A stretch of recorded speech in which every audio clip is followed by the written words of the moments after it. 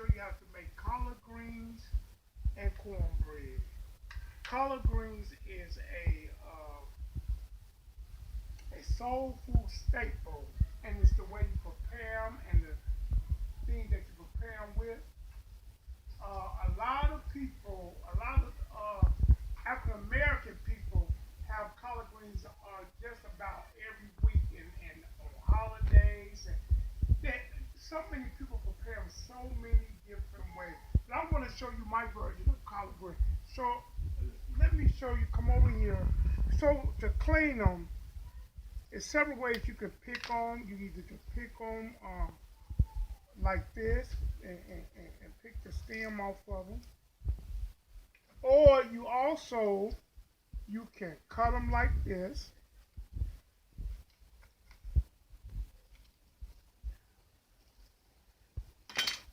Take that stem out, and then a lot of people and then they'll roll them kind of like this.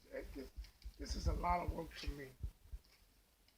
Then they'll cut them like that. This is the way I do them. And I'm going to show you a way how to, because the thing is about collard greens, they're tough. A lot of people don't like it, they say they're very tough. But I'm going to show you a way how to make the most tender collard greens you ever can eat in your life. So this is how I do it. And I cut them real thin. I just cut with the stem on, and I just cut them as thin as I can.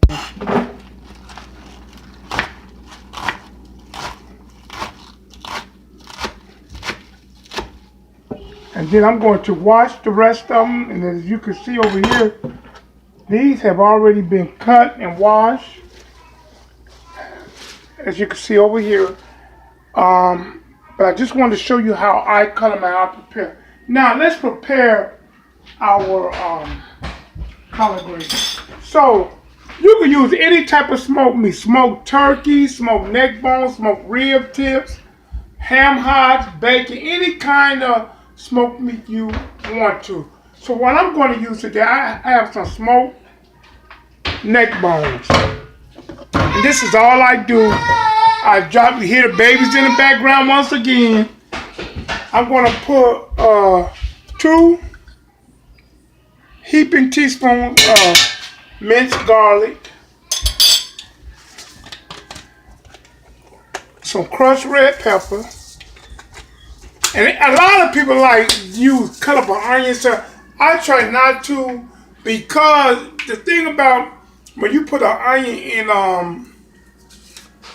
your greens or beans, you know, a lot of time onions are made when food set up, they spoil quickly, they go bad when they are tame onions.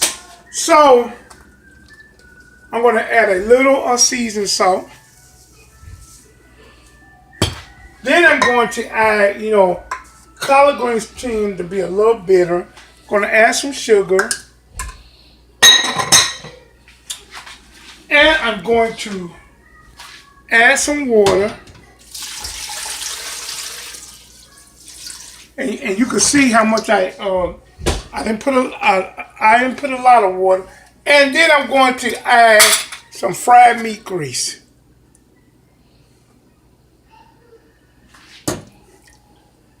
I add everything at the beginning. And then, as you can get over here and see, then I'm going to these are going to cook down. I'm going to stuff this with greens. I do not cook my meat first and all that. The meat cook along with the greens. When the meat is done, then you'll know the greens done. But I'm going to show you all within maybe an hour. I'm going to let these cook, and I'm going to keep adding them in until they cook down for about an hour. And then I'm going to show you how to tenderize them. And I learned how to tenderize collard greens when I was working at the Queen of the Sea restaurant in Chicago, Illinois, on 47 in Indiana. And I started working there when I was 16. And I learned a lot about soul food cooking from my parents. But at the Queen of the Sea, I was looking for a top. What did I do with the top?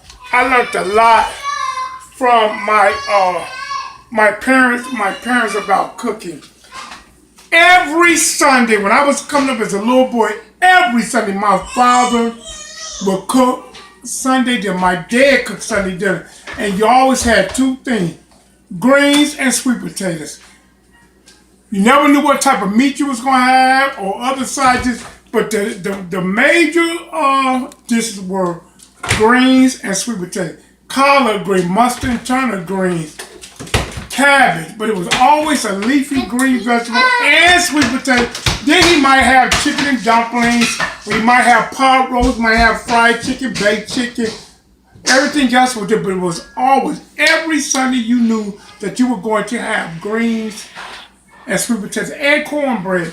So I'm going to let that cook and get the rest of these greens washed and clean. I ain't going to be able to cook all of them in that pot. So what I'm going to do, I'm going to blanch the rest of them. Once I get a pot full, I had a lot of greens I got at the store, so I'm going to blanch the rest of them. So, simple cooking, just simple. Put everything in a pot, whatever your taste buds like seasoning. Some people put vinegar. I do not add vinegar. My niece, great niece, running up and down the stairs. Like I say, this reality kitchen, reality cooking. And this goes on and on and on. No matter recording, you can hear the footprints, whatever. This is how it is over here. But cooking greens simple. It does not take a rocket science. It's not so complicated. Listen, put your smoked meat in, your seasoning, and put your top on. And as your greens cook down, keep adding your greens and let them cook. By the time that smoked meat is tender, your greens are ready. But I'm going to show you how to tenderize collard greens. A lot of people don't put the stems in them. If you cut them the way I cut them and let them cook, and I'm going to show you a trick to it. And when I show you this, we're going to let those cook for about an hour. When I show you this, you'll be like, oh, okay. And it will tenderize them even more tender. Thanks. I will get back to you. So as you can see how greens are cooking. And I'm going to add some more greens to this once I get through turning them over. But as you can see how they are cooking. And we got our neck bones in there. And what I'm going to do, I might add a little bit more water in here. But I'm going to come over here. I'm going to take some more clean of the greens. And I'm going to put those on top. As you can see, greens cook down.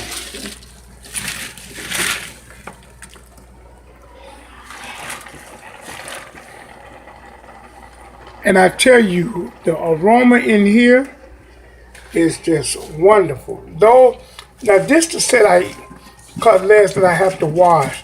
And what I'm going to do with these, I'm going to wash them and then I'm going to parboil them and then I'm going to drain them and let them cool down and freeze them. I might even blanch them. If I decide to blanch them, I'll do a video on that, because when you blanch vegetables like that, you let them strike a boil in a little salt water, but then you got to shock them. So you got to drain them and then shock them into cold water. So I might do that, but this is how greens are looking. Wow. Don't they look wonderful, people? And they are cooking up, and I'm telling you, and all you do is let this cook. And by the time those those neck bones are done, your greens are done. But I'm going to add maybe a little more hot water.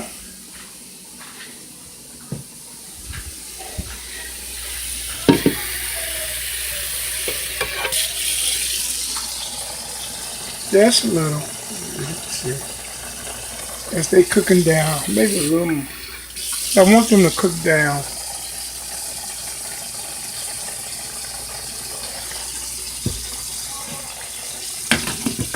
Okay, that's all. I will get back to you when they are ready.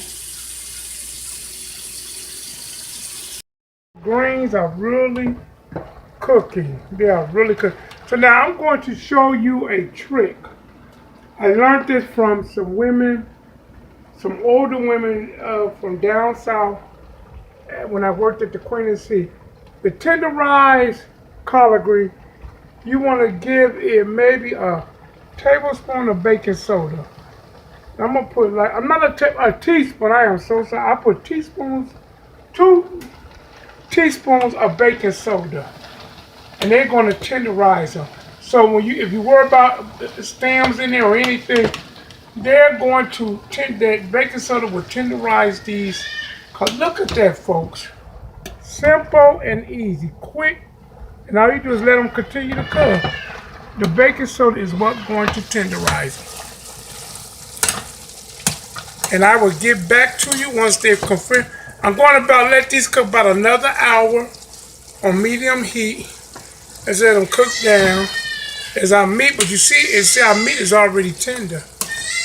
That's one of my grandbabies hollering in the background, but it's okay. This reality kitchen. I'm gonna stop calling it simple cooking with Aaron in reality kitchen. So our greens are on, and they are doing wonderful. And we will get a taste test once they're done. Give it about another hour full.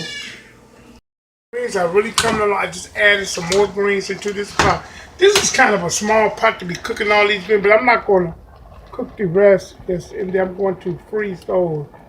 But I just added some bacon, sliced bacon, into our pot. Remember, we got the smoked neck bones in here. Now I just added the bacon, even though it was frozen. So that's going to cook really good. And then I will get back to you. I just wanted to double check in with you about how our greens are coming. This has been, I think on today, I had created around 5 recipes. I started out with the cake flour, showing you how to make cake flour. Then I went next to the meatloaf. Now I'm doing greens. I'm doing macaroni and cheese. And I'm going to try, before it's all over, to squeeze in cornbread, bread pudding, and show you how to do the peach. Oh, I did the blueberry cobbler today. I forgot about that. Show you how to do the peach cobbler using the pie crust that I used for the blueberry cobbler. I'm telling you, simple, quick, and easy dishes. Simple, quick, and easy, but delicious. So, thank you once again. Subscribe, like, and share, and most of all, view also. And I really appreciate you. I appreciate the channel is growing, and it's because of you, the viewer, that is allowing it to grow. And remember, share about the Thanksgiving movement. The Thanksgiving movement is selecting 5 families that are a little less fortunate than most, and we're going to cater their Thanksgiving dinner for up to 20 people per family. And that's with all the trimmings, folks. So, but I need you all to make it happen. I'm not asking for no monetary donations or anything. All I'm asking is for viewers and subscribers. And then in November, the first week of November, we will let the subscribers choose the 5 families. But they must be in the Chicagoland area, the Northwest Indiana and Chicagoland area. So please view, subscribe, and thumbs up. And thank you and welcome to this channel, Simple Cooking with Eric. And it's not going to be just me cooking in this kitchen. I'm going to take you guys to the grocery store with me. If I have a party to set up, a wedding, whatever. We're going to do a lot of things on this channel. We're going to do wedding cakes and birthday cakes. I'm going to just show you what I know. And hopefully that it can help someone on their journey. And again, thank you for watching.